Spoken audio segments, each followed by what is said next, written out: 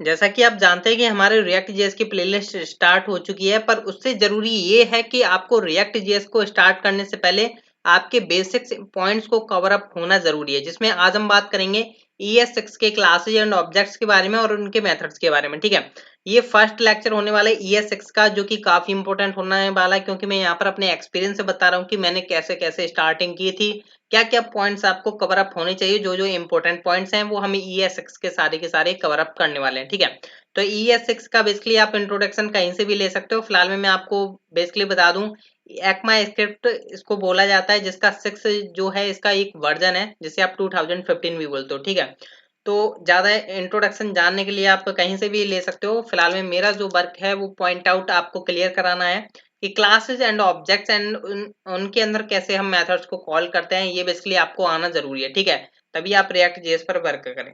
तो ये मैंने एक सिंपल HTML फाइल बना रखी है, जिसमें क्या है, मैं यहाँ पर स्क्रिप्ट टैग का यूज करूंगा, और यहाँ पर हम एक्मा स्क्रिप्ट के द्वारा मतलब जो चला है उसमें classes and objects and methods कैसे क्रिएट करते हैं वो आज हम देखने वाले हैं। ठीक है, तो बेसिकली सेम एट इज यहाँ पर फॉलो पैटर्न जो है फॉलो होने वाला है। लाइक अगर आपने कहीं जावा स्क्रिप्ट में या C++ में भी वर्क किया हो या PHP में भी वर्क किया हो, तो कुछ इस तरीके से यहाँ पे क्लासेस एंड ऑब्जेक्ट्स बनते हैं और उनके अंदर मेथड्स वगैरह कॉल होते हैं। ठीक है, तो जब भी आपको क्लास बनानी होती है तो आपको क्लास कीवर्ड का यूज करना होता है। ठीक है, जावा स्क्रिप्ट में।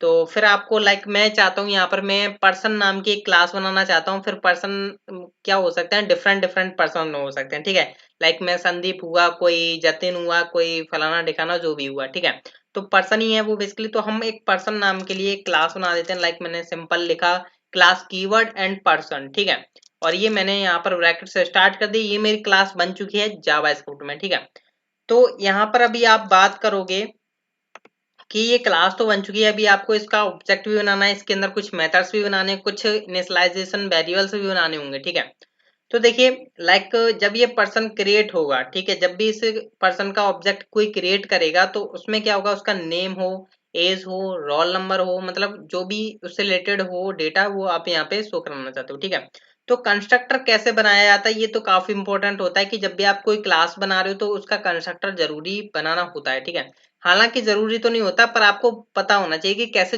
मतलब इंपॉर्टेंस होता है। ठीक है, कंस्ट्रक्टर आप इस तरीके से बनाते हो, यहाँ पर लिखते हो कंस्ट्रक्टर कीवर्ड एंड देन ये आपका बन जाता है कंस्ट्रक्टर बन जाता है। ठीक है, सिंपल आपका कंस्ट्रक्टर बन चुका है यहाँ पर। अब देखिए ये कंस्ट्रक्टर आपका तब कॉल होता है जब आप एक ऑब्जेक्ट बना रहे होते हो किसी भी क्लास का, और उसके पैरेंथेसिस में आप कोई भी वैल्यूज पास कर सकते हो। तो यहाँ पर क्या होता है, आपका कंस्ट्रक्टर के अंदर उन वैल्यूज को गेट कर सकते हो इजिली, और आपने वेरिएबल्स के अंदर असाइन करा सकते हो। ठीक है, लाइक मान के चलिए एक पर्सन है। ठीक है, लाइक मान के चलिए संदीप नाम का एक पर्सन है, तो मैं यहाँ पर एक वेरिएबल बना लेता हूँ कॉन्स्ट संदीप नाम का। ठीक है, तो और मैं क्या करने वाला हूँ, न्यू करके एक ऑब्जेक्ट बनाऊंगा किसका, पर्सन क्लास का। पर्सन क्लास का मैंने यहाँ पर एक ऑब्जेक्ट बनाया। अब ये जो पैरेंथेसिस है ये बेसिकली आपको ट्रीट करते हैं कि आप इसका कंस्ट्रक्टर को कॉल कर रहे हैं। ठीक है, अब ये पर्सन जो है एक क्लास है जो कि आपने यहाँ पर बनाई हुई है, ये रही। ठीक है, अब ये जैसे ही आपने पैरेंथेसिस लगाए तो आप ये बोल रहे हो कि मैं इसके कंस्ट्रक्टर को कॉल कर रहा हूँ, और कंस्ट्रक्टर को बनाना ना बनाना आपके ऊपर डिपेंड करता है। पर कंस्ट्रक्टर आप तब बनाते हैं जब आप क्लासेस के वेरिएबल्स जो होते हैं उनको इनिशियलाइज करने का काम कर रहे होते हैं। ठीक है, लाइक मान के चलिए यहाँ से अगर आपने कुछ नेम पास किया, यूजर का नेम है लाइक संदीप। ठीक है, और उसकी एज है तो लाइक आपने एज पास कर दी 22।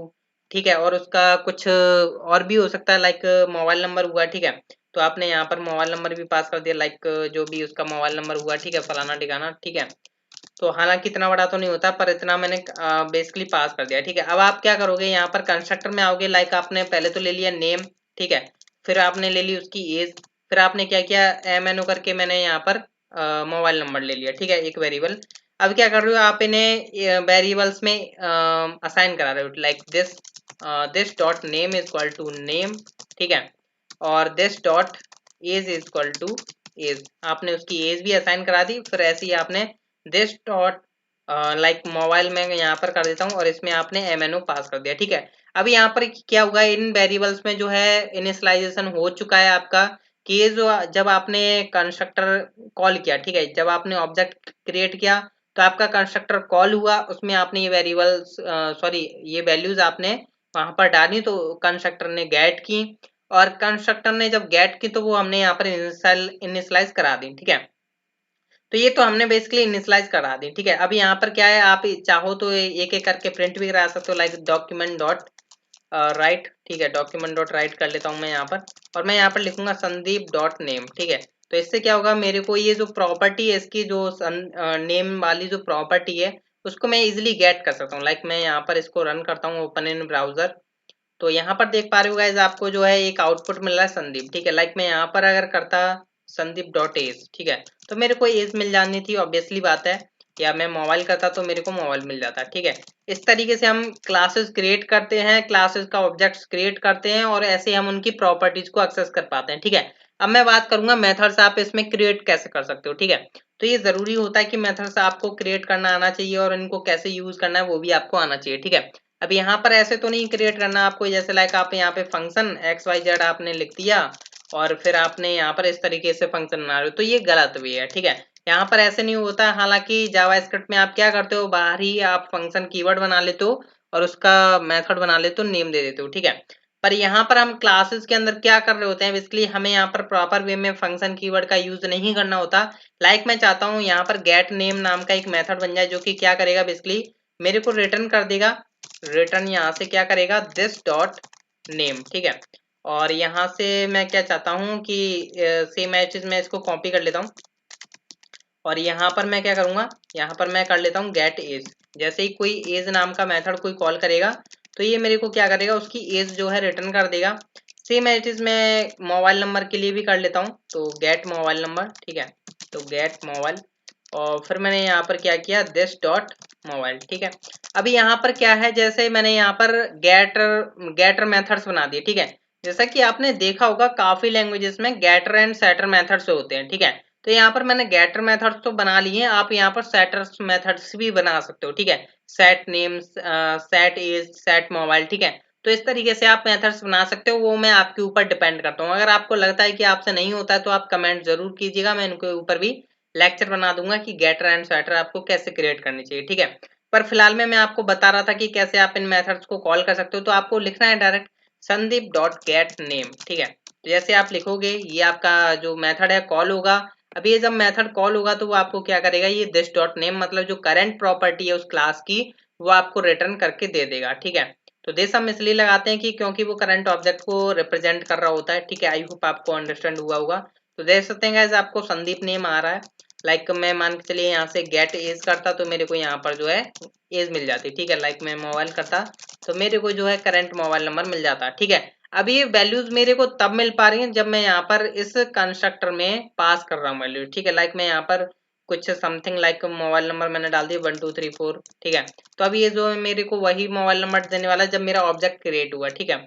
तो इस तरीके से हम यहाँ पर इनकी क्लासेस को क्रिएट कर सकते हैं, मेथड्स को क्रिएट कर सकते हैं, कैसे हम प्रॉपर्टीज को एक्सेस कर सकते हैं, कैसे हम उनके बिहेवियर्स को भी कॉल कर सकते हैं। ये बेसिकली ECMA स्क्रिप्ट 6 का यहाँ पर आपको समझ में आया होगा। ये बेसिकली आपको समझाने के लिए बनाया गया है कि आपको यहाँ पर रिएक्ट जेएस में भी कुछ इस तरीके से वर्किंग करने को देखने को मिलेगी, ठीक है। ये बेसिकली आपका कंसेप्ट क्लियर होना चाहिए कि क्लासेस के अंदर आप जो मेथड्स होते हैं उनको कैसे कॉल कर सकते हैं, कैसे आप उनकी प्रॉपर्टीज को एक्सेस कर सकते हैं। दिस का क्या मतलब है, दिस बेसिकली आपके करंट ऑब्जेक्ट को रिप्रेजेंट करने का काम कर रहा होता है, ठीक है। इतना काम होता है। एंड नेक्स्ट लेक्चर में हम कुछ एरेज के फंक्शंस देखेंगे। बेसिकली इतना काम था, और ज्यादा कोई बड़ा तो था नहीं ये जिससे कि आपको समझ में नहीं आए। बस बेसिकली आपको अंडरस्टैंडिंग होनी जरूरी है, ठीक है, रिएक्ट जेएस को स्टार्ट करने से पहले। थैंक यू गाइस, मिलते हैं हम नेक्स्ट लेक्चर में।